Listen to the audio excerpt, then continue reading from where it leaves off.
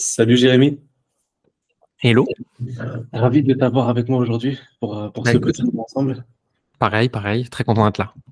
Super. Ça fait un moment que j'entends parler de toi et j'entends pas mal de bonnes choses, des choses très inspirantes. Et je voulais t'avoir aujourd'hui avec moi pour qu'on parle un peu de culture d'équipe, culture Mhm. d'entreprise, de management, de leadership. C'est un sujet qui est traité à toutes les sauces et j'aimerais avoir la tienne qui peut parler à vraiment beaucoup de monde. Donc vraiment ravi d'être avec toi. Alors, est-ce que tu peux te présenter rapidement pour ceux qui ne te connaisseraient pas encore? Ouais, bien sûr, avec plaisir. Je m'appelle Jérémy Coleman, j'ai 35 ans, je suis entrepreneur depuis 15 ans, à peu près maintenant. J'en suis à ma quatrième boîte, si je dis pas de conneries. Et là, je suis dans le monde de l'accompagnement et du coaching depuis 5-6 ans, et avec une nouvelle société qui s'appelle Coleman Publishing depuis 3 ans maintenant. Ok, d'accord. Depuis 3 ans déjà, Coleman Oui, Publishing. ouais, 3 ans. Ouais. Avril 2021. Ok. Et quelle était la vision quand tu as démarré Coleman Publishing? Il n'y a pas de grande vision quand j'ai démarré. Je voulais faire du cash. Ouais, Je savais que j'étais bon en marketing, que j'avais quelques notions de coaching, que j'avais une audience là-dessus. Je voulais gagner ma vie correctement, en faisant des trucs que j'aime, en les faisant bien, pas en faisant n'importe quoi. Mais au début, il n'y avait pas de vision. Il y avait, on va faire du cash, tu vois. ouais, Mais même le cash, hein, il n'y avait pas de vision là-dessus. C'était, si on fait 150, 200 cas par an, c'est cool. Et en fait, ça a accéléré plus que ce que je pensais, puisque j'ai trouvé un product market fit un peu malgré moi, plus rapidement que ce que je croyais. Et donc la structure a grossi avec l'audience. Et en chemin, si tu veux, quand tu dépasses le sujet de l'argent, là tu dis ok, je le fais pourquoi. Donc là, tu vas chercher une vision, tu vas te demander ok, là c'est bon, je suis bien payé, mais je vais continuer. Donc pourquoi je continue? Je continue pas juste pour avoir plus d'argent, puisque j'ai plus de problèmes avec. Donc une raison plus profonde. Et c'est là que tu développes une vision en fait. Moi, les personnes qui me disent oui, actuellement je gagne zéro, mais j'ai une grande vision, je vais ouais, ok, d'accord. Commence par gagner du cash, pyramide de Maslow, mets ta famille à l'abri, on verra pour la vision après en fait. Ça, c'est mon point de vue en tout cas. ouais, vraiment intéressant. C'est pas des choses qu'on a l'habitude d'entendre et pourtant c'est la réalité pour beaucoup de personnes qui Mm. démarrent. Et toi, du coup, en avançant, en grandissant, tu t'es dit, ok, d'accord, ça marche très bien. Maintenant, quelle va être mon essence? Qu'est-ce qui va me driver à continuer et aller plus loin?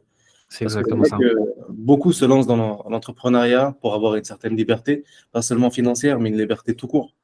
D'avoir du temps, passer du temps en famille. Moi, je te prends mon exemple. J'ai quitté le Canada, je me suis installé à l'étranger, je suis venu au Maroc, pensant avoir un cadre de vie beaucoup plus tranquille, chill, calme, loin du capitalisme nord-américain. Et en fait, c'est là que je travaille le plus. J'ai la plage à 2 minutes, mais j'ai jamais été autant débordé que Mm. maintenant. Donc, c'est vrai qu'il faut se poser ces questions-là. Pourquoi je le fais? Il y a une fausse croyance sur l'argent, l'entrepreneuriat, la liberté. C'est de se dire plus j'avance, plus je serai libre. Non, c'est complètement faux.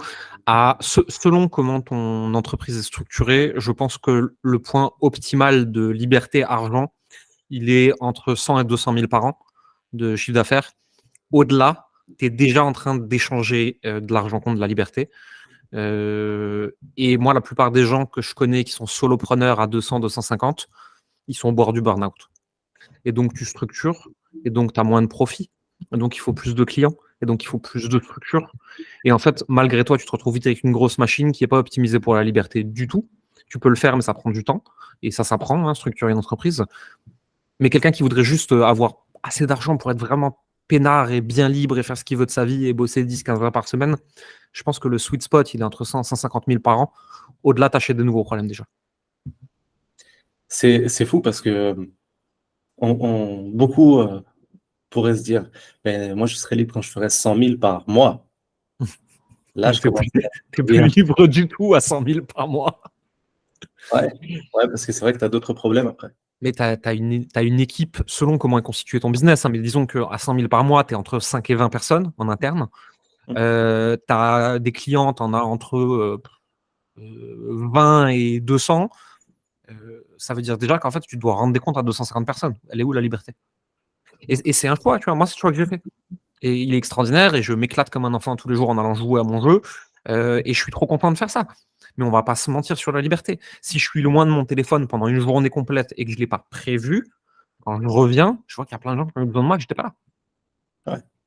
Et en dehors de la charge de travail et de l'énergie physique, il y a une charge mentale. C'est Ouais, ça, ouais. c'est limite plus épuisant encore. C'est pas la charge de travail. Une fois que tu as passé certains paliers, tu as moins d'heures. Moi, en heures de travail effectif où je dois bosser derrière l'ordi, on a peut-être 10 par semaine.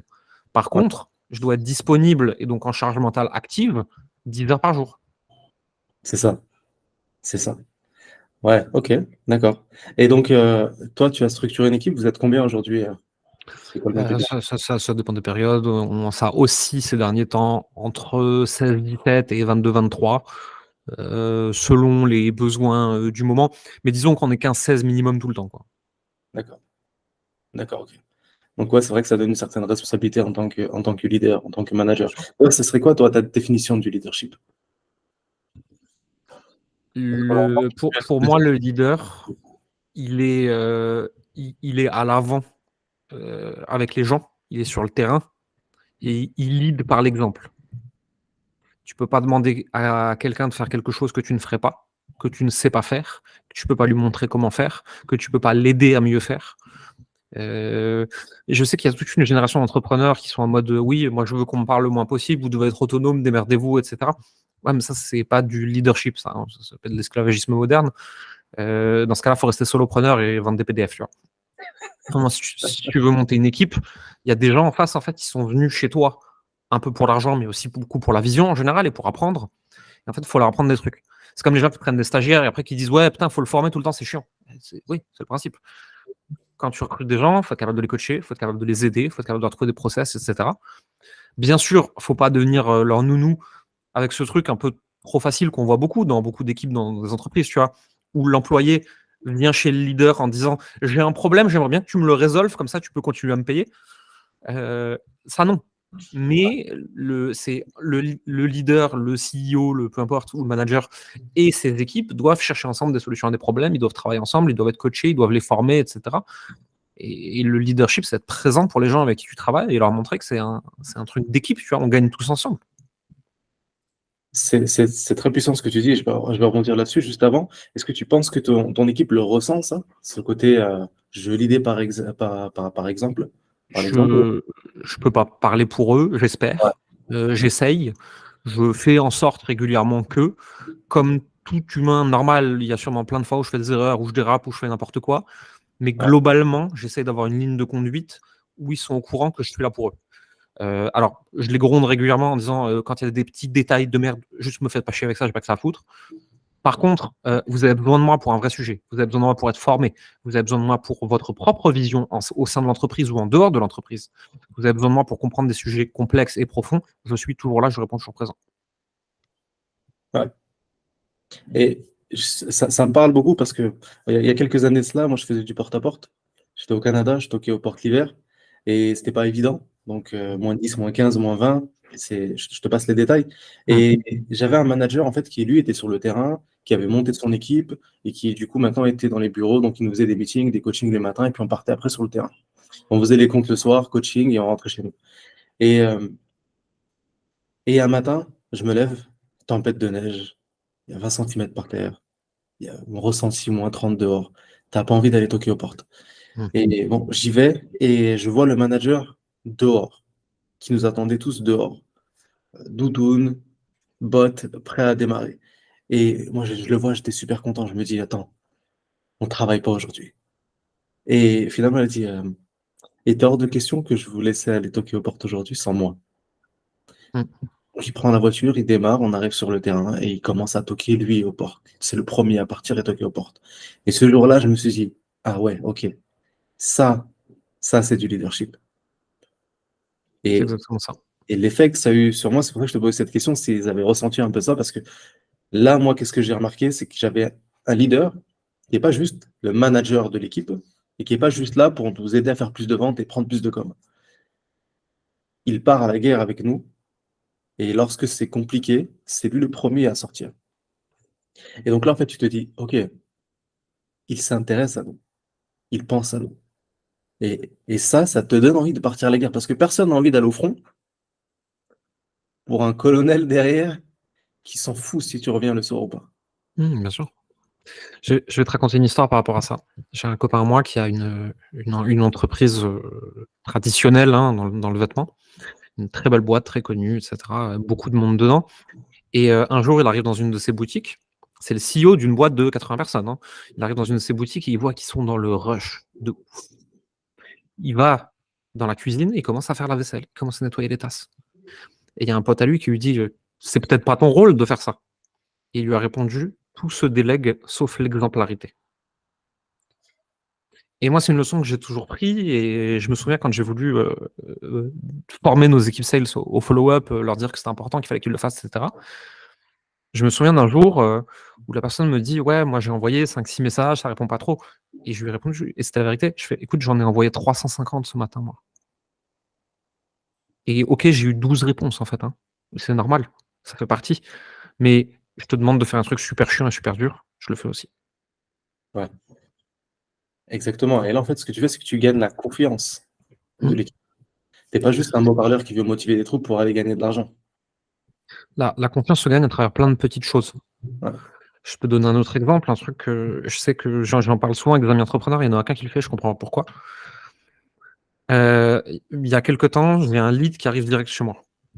Je peux le passer à mes équipes sales, mais je sais que j'ai plus de chances de le closer moi parce qu'il arrive direct chez moi et que, en plus de ça, si je fais la passe, ça va mettre plus de temps, machin, on risque de le perdre. Enfin, il peut y se passer tellement de choses. Ouais. Qu'est-ce que je fais? Je prends le truc, je prends le call, je close, mais au lieu de donner l'impression à mes équipes que je joue contre eux, donc je leur prends des leads quand ça m'arrange, qu'est-ce que j'ai fait? J'ai pris le pourcentage de com, je l'ai redispatché sur toute l'équipe. Et quand tu fais ça, tu fais comprendre aux gens que c'est un travail d'équipe, en fait.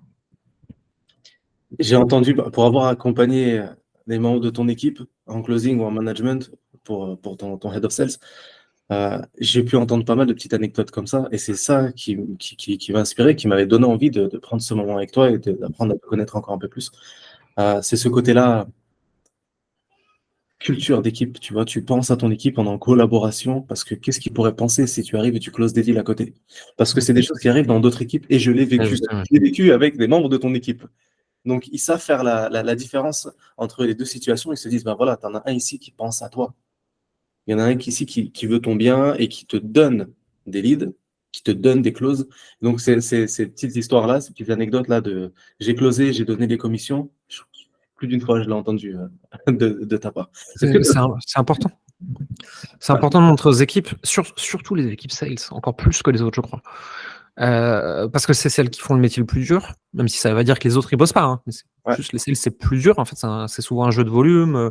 Tu peux avoir des périodes où tu te manges 20 noms dans la gueule d'affilée. Enfin, il peut se passer plein de choses. C'est le plus dur, je trouve. Donc, c'est les équipes qu'il faut soutenir le plus. Mais en dehors de ça, de manière générale, toutes les équipes, tu vois, ils ont des questions sur l'investissement et toi, tu comprends un peu. Tu leur réponds. Ils ont des questions sur leur avenir professionnel. Tu leur réponds. Moi, j'ai déjà donné des conseils à mes équipes sales qui n'étaient pas dans mon intérêt, mais qui étaient dans le leur, tu vois. En leur disant, écoute, là, en fait, faut pas que tu prennes plus de calls chez nous. Moi, ça m'arrange si tu le prends, mais il faut pas. Parce que ton effet de levier, il n'est pas là. Il faut que tu ailles faire ça. C'est plus important, c'est comme ça que tu vas gagner plus. Ouais. C'est comme ça que tu crées de la confiance avec les gens, sans les prenant pas pour des cons. Je crois que l'humain est profondément égoïste, qu'il a toujours été, qu'il le sera toujours, et que rien n'y changera jamais. Et que ça sert à rien de se bercer d'illusions sur le fait que l'humain est altruiste, c'est des conneries pour moi. En fait, comment tu fais dans ce cas-là, c'est que tu alignes les égoïsmes. Comment on fait pour que chacun on ait exactement ce qu'on veut en allant dans la même direction? Si tu arrives à faire ça, tu as tout gagné. Et il y a un principe que j'aime beaucoup, c'est vouloir pour les autres ce que tu veux pour toi-même. Et donc, même si ça peut aller contre tes intérêts tout de suite, ça va renforcer une estime de toi, une confiance de toi, et donc tu vas renforcer tes principes, tes valeurs, et tu vas développer encore plus de certitude, plus de confiance, tu seras mieux dans ta peau. Et donc, tu seras encore meilleur. Donc, réellement, tu ne perds pas au change. C'est comme quand on dit, tu ne t'appauvris pas en faisant l'aumône. Ben, c'est les mêmes principes. C'est que tu vas perdre un peu dans ta poche, mais tu vas aller développer quelque chose qui est beaucoup plus grand, qui te permettra même de gagner beaucoup plus encore. C'est une question de quelle est la durée de ta vision. Si tu optimises à la semaine, au mois ou même à l'année, tu peux perdre à plein d'endroits. Si tu optimises sur 30 ans, tu ne peux pas perdre. Ouais. Parce que chaque bonne action que tu fais intelligemment et qui n'est pas récompensée dans la semaine, à l'échelle d'une vie, elle l'est. Ouais. Et, et ce que tu as partagé là sur l'équipe vente, c'est d'autant plus puissant parce que je ne sais pas si c'est la tâche la plus dure, mais en tout cas, c'est la tâche la plus émotionnellement instable. Mm. Et donc, quand tu viens amener un bon bol d'air chez un sales, ou parfois tu sais qu'il a une baisse de motivation, il a perdu un momentum et que tu lui renvoies un coup de boost avec un deal qui est quasiment closé, ou alors que tu envoies juste les commissions, ben là, c'est reparti. Tu relances la machine. Et donc, Mhm. au final, tu donnes, mais tu gagnes encore plus. Et c'est vrai que c'est aussi une question de vision, de stratégie et de comment est-ce que est-ce que tu vois court terme ou est-ce que tu vois plutôt long terme. Et puis après, c'est aussi à quel point tu es dans les tranchées avec eux, à quel moment, etc. Moi, quand tout va bien, quand on est en train de faire des gros mois, la Team Steel, ils n'entendent pas parler de moi. C'est bon, ils vont bien, ils gèrent, ils sont en forme, c'est bon, ça enchaîne. Ils n'ont pas besoin de moi, dans ce cas-là, je sers à rien. Par contre, quand c'est la merde, je suis 3 fois par semaine avec eux s'il faut. Ouais. Parce que quand c'est la merde, c'est plus dur en fait. Donc il faut qu'on soit tous ensemble et qu'on se serre les coudes. Quand tout va bien foncièrement, bon, ils savent faire leur métier, ils n'ont pas besoin de moi. Ouais. Est-ce que tu as d'autres astuces comme ça que tu fais avec tes équipes pour les booster, pour leur montrer que tu es là et que tu es prêt à les aider, peu importe la situation? Moi, ils peuvent me solliciter autant qu'ils veulent. Tu vois. S'il y a quelqu'un dans la team sales qui me dit j'ai tel lead, il a tel problème, j'ai besoin que tu me fasses une note vocale de 1 minute pour m'aider, je le fais. Jérémy, est-ce qu'on peut créer un groupe WhatsApp à 3 avec le prospect, j'ai besoin que tu mettes ton œil dessus, etc. Je le fais.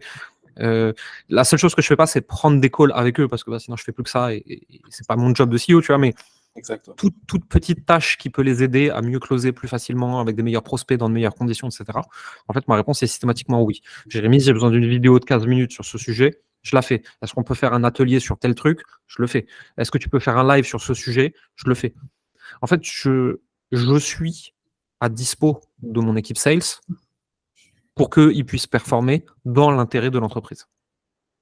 En fait, c'est moi qui me mets à dispo des équipes pour que l'équipe puisse être à la dispo de l'entreprise. Quand tu comprends ça, après, il y a plein de petits détails à la con aussi où j'essaie de les autonomiser et je leur dis, m'emmerdez pas avec ce genre de trucs, tu vois. Mais tout ce qui est important, quand ils ont besoin de moi, je suis là. Et comment est-ce que tu fais pour développer et préserver une culture d'entreprise quand tu sais que la plupart sont à distance? Il faut se voir 1 ou 2 fois dans l'année. Il faut s'écrire beaucoup. Ouais. Nous, on a un groupe WhatsApp avec la team sales, on s'écrit quasiment tous les jours. Et on essaye de se voir au moins 2 fois dans l'année. Là, ils étaient chez moi à la maison il n'y a pas longtemps. Là. J'ai toute mon équipe sales qui avait pris un Airbnb juste à côté de là où j'habite et qui, tous les jours, on passait la journée ensemble. Ils étaient chez moi à la maison. Ouais. Et j'ai pris du temps pour eux, on a discuté, et pas que de sales, on a discuté de plein d'autres choses. C'est de montrer à tes équipes que tu es dispo pour eux quand ils ont besoin de toi, en fait. C'est ce qui fait que quand tu es un sales et que tu es dans ce genre d'équipe avec cette culture-là, même quand ça va pas très bien par moment, il peut y avoir des vagues, des petits nuages gris, tu as envie de rester, tu as envie de te battre. Et je connais les gars qui sont chez toi, ils m'ont jamais en tout cas sollicité pour d'autres opportunités, ou ils m'ont jamais parlé de regarder à gauche ou à droite, et ils se voient avec toi pendant très très longtemps. Et j'imagine qu'il y a beaucoup de closers qui doivent toquer à la porte en Parce que voyant ce qui se passe de l'extérieur. toutes les semaines, j'ai entre 5 et 10 demandes de closer setters qui viennent venir bosser chez nous. Soit je ne réponds pas, soit je leur dis voici comment contacter notre head of sales, c'est lui le chef. Donc en fait, c'est lui qui décidera si vous rentrez ou pas, c'est même pas moi de toute façon, ça sert à rien de venir m'envoyer des messages. En dehors de ça, 2 choses. Déjà, je leur rappelle régulièrement la vision et comment est-ce qu'ils vont tous pouvoir s'inscrire dans cette vision. Donc en gros, ce que tu fais aujourd'hui, tu ne seras pas obligé de le faire pendant 20 ans. L'année prochaine, on fait ça, l'année d'après, on fait ça, l'année d'après, on fait ça. Tu pourras monter avec nous. C'est-à-dire que tu ne vas pas rester en bas à closer le petit programme toute ta vie. Ouais. Surtout qu'à un moment, en fait, il faut que tu puisses monter, toi aussi, il faut que tu puisses grandir, il faut que tu puisses augmenter ton effet de levier et gagner plus dans le même temps, etc. Tu vois, sinon, en fait, tu es un job salarié, quoi. Tu es un job salarié bien payé, mais c'est un job salarié, c'est pareil, tu vois. Déjà, il y a ça. Et en dehors de ça, tu vois, sur les autres opportunités, moi, ça arrive régulièrement que l'équipe sales, ils viennent me voir en me disant Jérémy, j'ai une opportunité là d'aller closer 3 semaines en parallèle de ce que je fais avec toi sur tel endroit, qu'est-ce que t'en penses?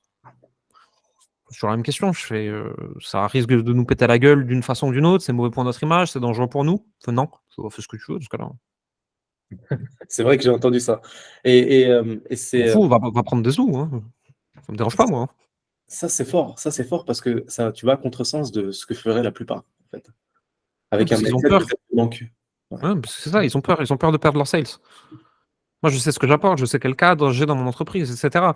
Si, il y a un de mes voisins, de business qui est en train de faire un méga, méga, méga webinaire et que mon sales, il peut prendre 10 cas en une semaine, pourquoi je l'en priverais? Moi, je travaille pas comme ça de toute façon, j'en ai à foutre.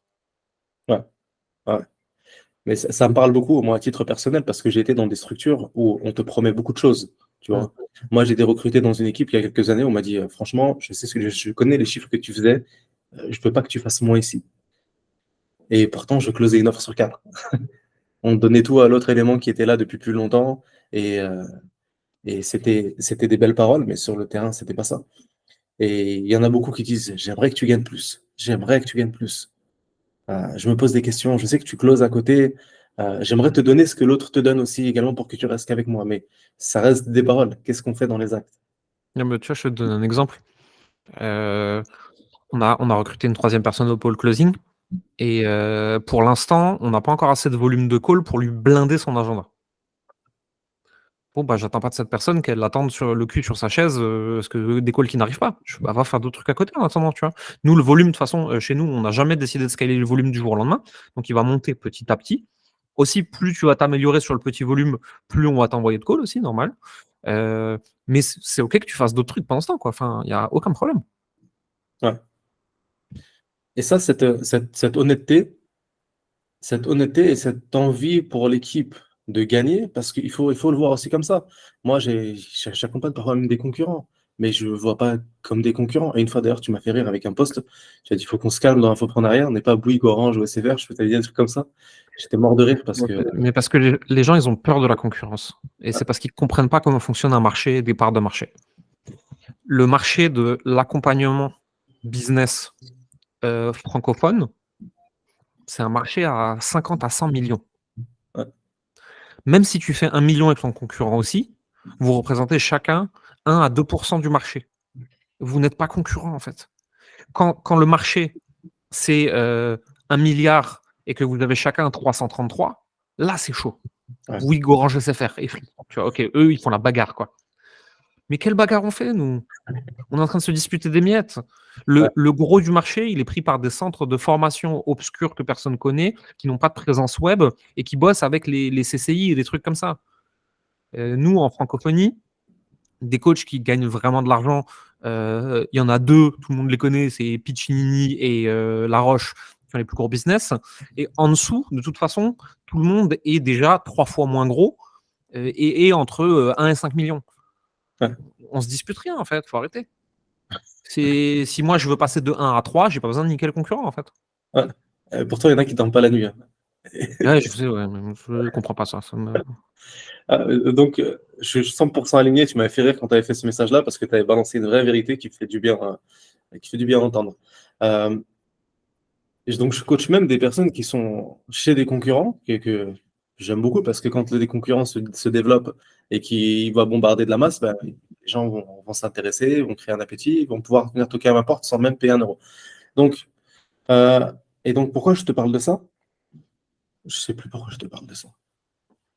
Je sais même plus pourquoi je te parle de ça. Je sais plus ce que je voulais dire. C'est pas grave, ça me Ça reviendra. reviendra. Ouais. Mais en tout cas, je voulais faire un lien avec cette. Je voulais faire un lien avec cet état d'esprit de détachement. Je suis là pour. Franchement, c'est sorti de ma tête. Ouais, c'est pas grave, ça me reviendra. Euh, que- Qu'est-ce qui, toi, t'a amené à ce mode de leadership-là, cette vision des choses? Qu'est-ce qui t'a le plus inspiré dans ton parcours? Parce que faire autrement, ça marche pas. Imaginons que tu es tout le temps dans un scarcity mindset et que tu leads par la peur, par le contrôle, par le machin, par le truc. Si vraiment tu es 24 sur 24 derrière ton ordi, ça marche, hein, ça fonctionne, on le sait malheureusement. Tu quoi comme vie?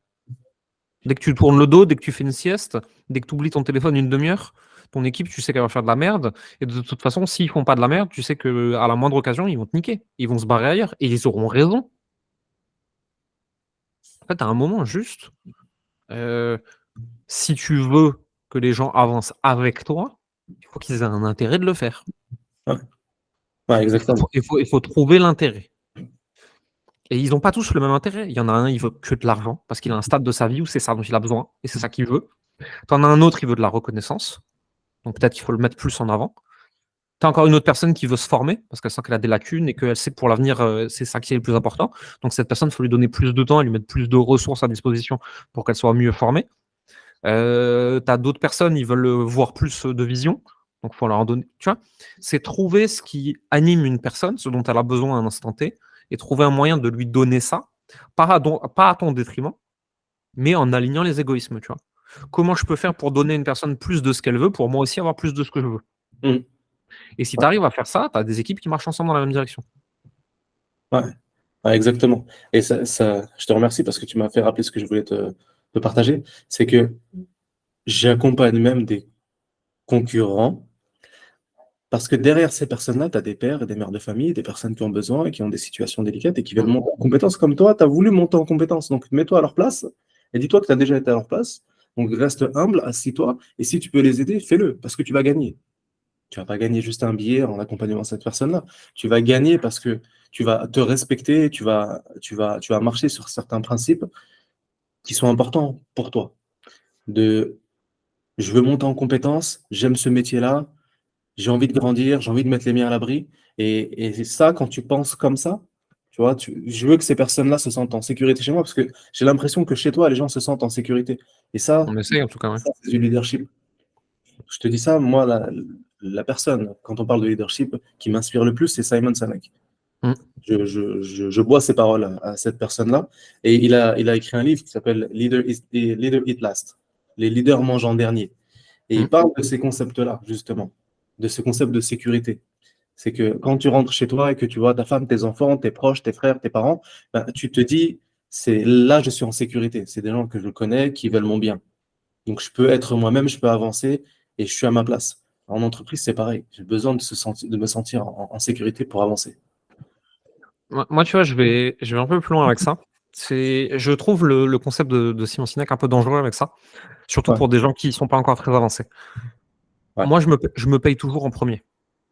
Ok. Toujours. Par contre, c'est parce que dans ma réalité, dans mon identité, il est impensable de ne pas payer quelqu'un, de ne pas payer quelqu'un de mon équipe. Donc, si je me suis payé en premier, comme je le fais à chaque fois, et que je vois que arrivé vers la fin de mois, ah merde, j'ai pas ce qu'il faut pour payer cette personne. Pas grave, je vais mettre les mains dedans, je vais aller bosser 20 fois plus s'il faut pour pouvoir payer cette personne. À l'inverse, si je l'avais payé lui d'abord, fin de mois, je vois qu'il ne reste pas assez pour me payer moi, j'ai beaucoup plus de chances de ne pas me payer et de ne pas faire l'extra mile pour aller chercher l'argent. Pourquoi? Parce que c'est un comportement classique que j'ai observé chez tous les gens et que moi j'ai tendance à avoir aussi. Quand ça concerne soi-même, on a plus facilement tendance à se dire « Oh, ça va, on peut s'arranger avec soi, tu vois. » C'est comme, je mets le sport le matin, toujours. Moi, mes trucs, c'est le sport, ensuite la famille, ensuite l'équipe, ensuite les clients, à la fin, les clients. Pourquoi? Parce que si à la fin de la journée, j'ai la flemme, je ne peux pas dire non aux clients. Par Ouais. contre, si à la fin de la journée, j'ai la flemme, je peux dire non à moi-même et pas aller au sport.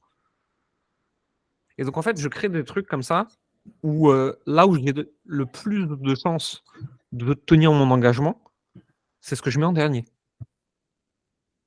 Ok. Et comme ça, je crée une incentive au bon comportement, tu vois. Mais là, c'est un combat que tu fais envers toi-même. Oui, C'est aussi, ouais. ouais. Est-ce que c'est pas dangereux, justement? Ça a toujours bien marché jusqu'à présent. Parce que ça voudrait dire que tu pourrais ne pas être à 100%, par exemple, pour les clients à la fin. Je trouve toujours un moyen d'être à 100%. Alors que si ça J'ai devient jamais non, eu de problème. alors que pour Ça toi, dépend qui non, t'accompagne. Ça dépend qui t'accompagne, en fait, aussi, déjà, pour commencer. Tu vois, nous, là, on est novembre 2023, on va finir l'année entre 1,2 million et 1,3 million. Quand j'ai quelqu'un en face de moi qui fait 150 K par an, même si je suis à 80%, ça va aller, tu vois. Hmm. Ouais. Si demain, j'avais un client qui est à mon niveau ou carrément au-dessus et que je viens accompagner sur un truc précis, non, là, je suis d'accord avec toi. Je peux pas me permettre de pas être à 100%. Donc, je vais changer ma stratégie et je vais le placer à un autre endroit de ma journée. Ouais. Ça dépend de qui t'accompagne, ça dépend de quel niveau d'énergie tu as besoin, ça dépend de plein de choses. Mais c'est vraiment intéressant de voir comment est-ce que tu fonctionnes à ce niveau-là. Après, c'est vrai que ça peut être dangereux, ça peut être mal interprété, ce concept du leader eat last. Parce que Simon Sinek, il explique dans un de ses talks, justement, les concepts de ce livre-là. Et il a pris l'exemple d'une femme au Kenya, lorsqu'il y avait une fusillade. sais pas si tu as entendu celle-là. Il y a eu une Mhm. fusillade et il y avait une dame avec sa fille. Et elle a posé sa fille par terre et elle s'est allongée dessus. Et Mhm. il explique, il dit ça, c'est le concept du leader eat last. C'est que je protège mon équipe, je protège mon entreprise, je protège ma culture. Et donc, je me mets dessus.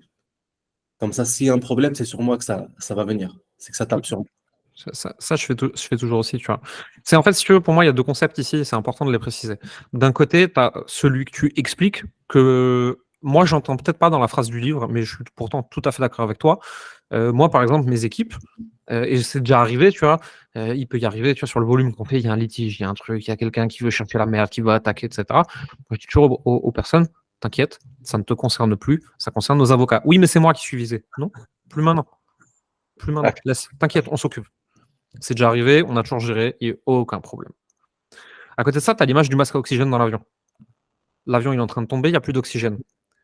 Si tu mets le masque, si tu essayes de mettre le masque à ton gamin alors que tu n'as pas mis le tien, tu as une chance sur deux que vous mourriez tous les deux.